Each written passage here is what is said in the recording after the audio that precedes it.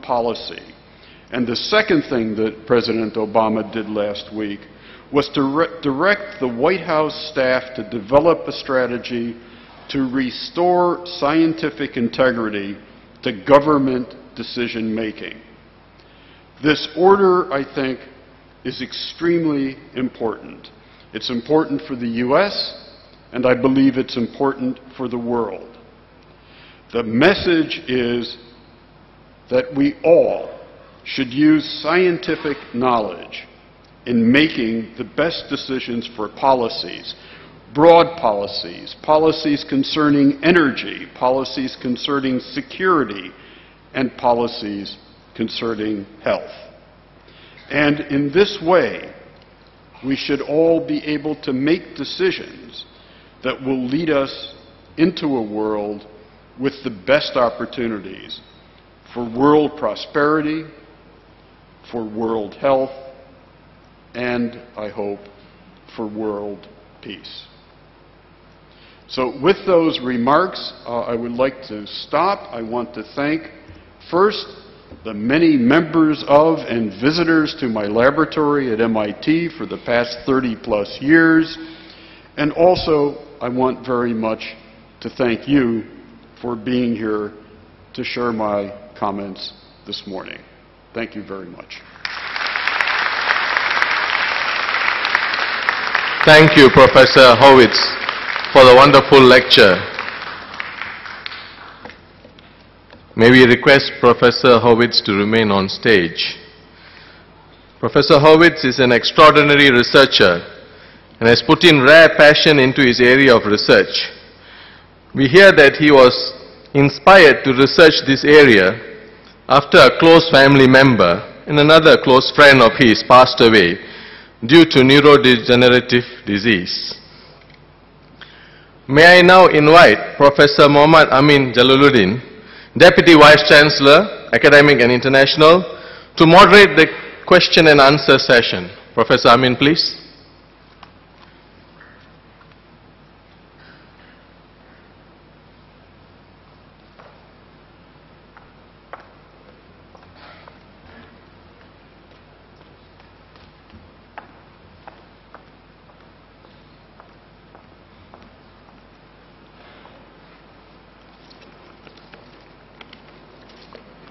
Menghadap Duli Yang Teramat Mulia Raja Muda Perak dan Rizwan, Raja Dr. Nazrin Shah, Tuanku Pro-Chancellor University Malaya, ampun Tuanku. Fatih mohon izin perkenan Tuanku untuk meneruskan sesi soal-jawab seterusnya dalam bahasa Inggeris. Ladies and gentlemen, we have heard Professor Robert Horvitz delivered the last 45 minutes on the basic biomedical research drive, the discovery of new treatment for the human disease. Now, the session is open to the floor for question. Professor Horvitz is willing to accept your question and he respond to it. There are microphones in the hall on the left and the right and in the middle in the hall. Please identify yourself by names and the organization you come from.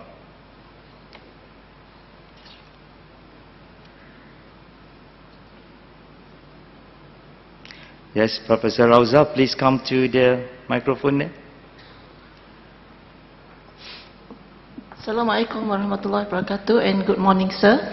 Can you relate actually the process of cell death to the physics of membrane? To the physics of membrane? Yes. Not in great detail. The question, as you heard, was can I relate this process to the physics of the membrane? The membrane is the structure that surrounds each cell.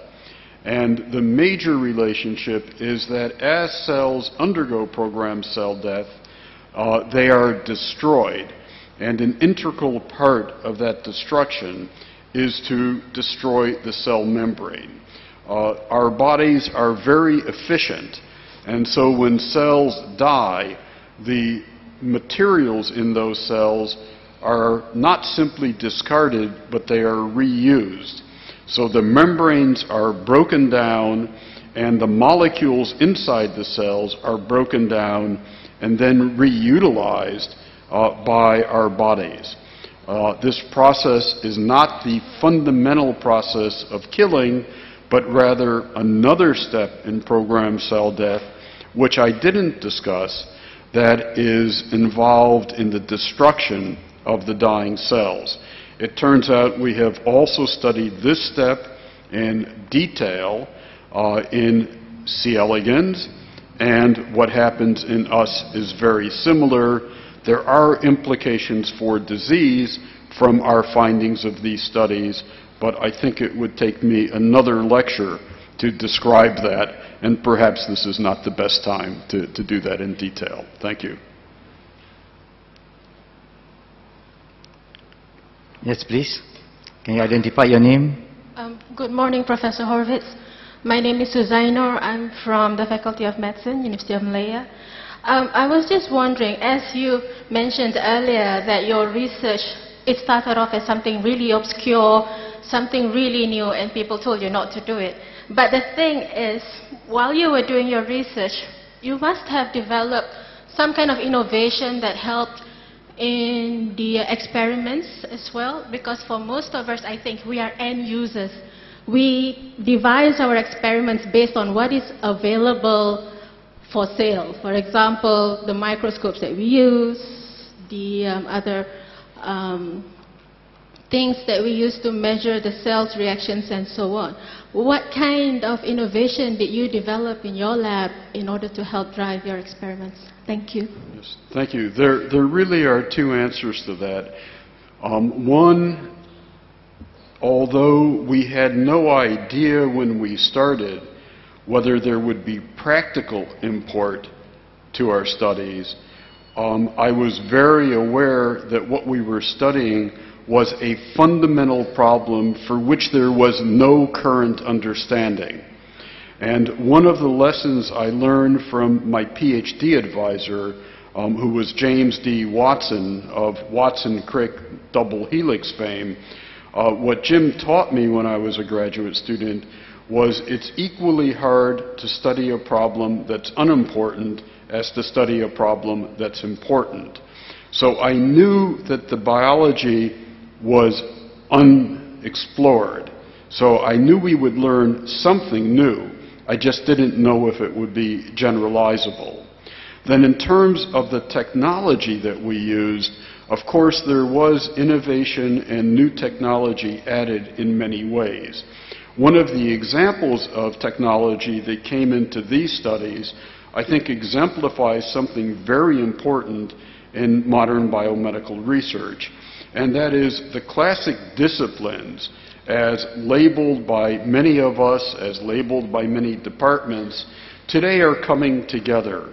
So it's very difficult to say that there are lines that should be drawn between biology and medicine and chemistry and computer science, mathematics, and even physics, because each of these disciplines is crucially important to help aspects of what goes on in the other.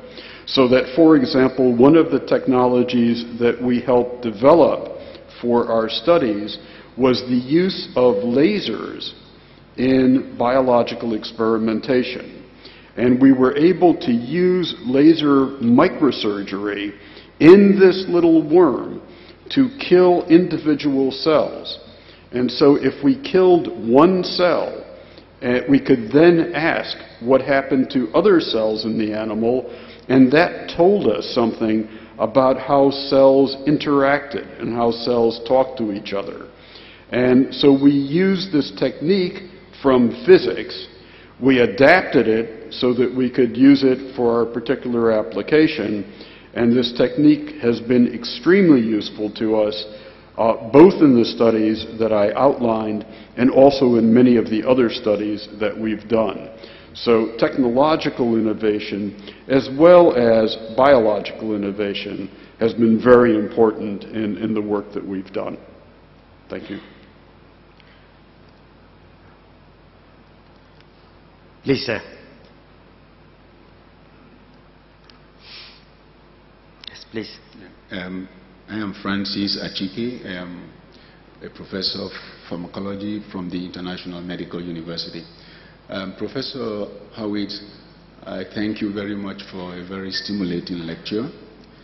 As a basic scientist myself, I could relate to your description of what I perceive as the nothingness of basic research at the very early stages, and in your case, developing later to applied, applicable results in this case, treatment of several diseases.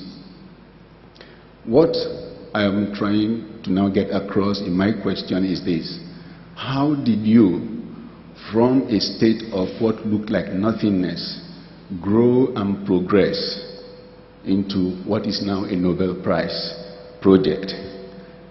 And particularly I want to ask, is there a role for spirituality? Or what is the role for spirituality in research? And in your particular case, how, if at all, there was spirituality driving you through these years? Thank you. Okay, so the first part of the question is easier to answer than the second part. With respect to how I progressed and how those in my laboratory worked with me to progress, basically science proceeds a step at a time. And the most important thing, I think, is to do two things in parallel. One is to continue to be sure that one is asking important questions, and the second is to be careful that one obtains rigorous experimental data and makes conclusions that are driven by experiments that can be critically interpreted. And if one explores science, if one explores nature, and does so rigorously, frankly, nature is interesting. And if you do rigorous science, you will learn something new, and if you are focused on important problems, you will learn something new about important problems. As one does science, as I'm sure you are aware, one gets answers at one level, but probably each answer raises more questions than you had before you started. That is both the challenge and the excitement of scientific research. Spirituality is something that I think is very individual. I think it varies from person to person, how one regards spirituality and how one integrates spirituality with one's life, both personally and professionally. And I don't know any way to generalize about that. Some of the scientists I have known have been exceedingly spiritual in many aspects of their life, including the way they think about science, and some of the others, I would say, have been less so. But I don't know a generalization that I can make about the intersection between spirituality and science any more than I feel I could make a generalization about the intersection between spirituality and any single individual. What about you? What about me? Yeah. I would say my spirituality is more in the aesthetic level than, for example, on a religious level. Thank you. Please, Dr. Hashim. Hashim Yaqub, I would like to ask you a burning question. There are very many types of university rankings in the world today. One of them is the Times Higher Education Quarterly University Rankings. I presume that you have heard of it. Some people are with the opinion that it is so important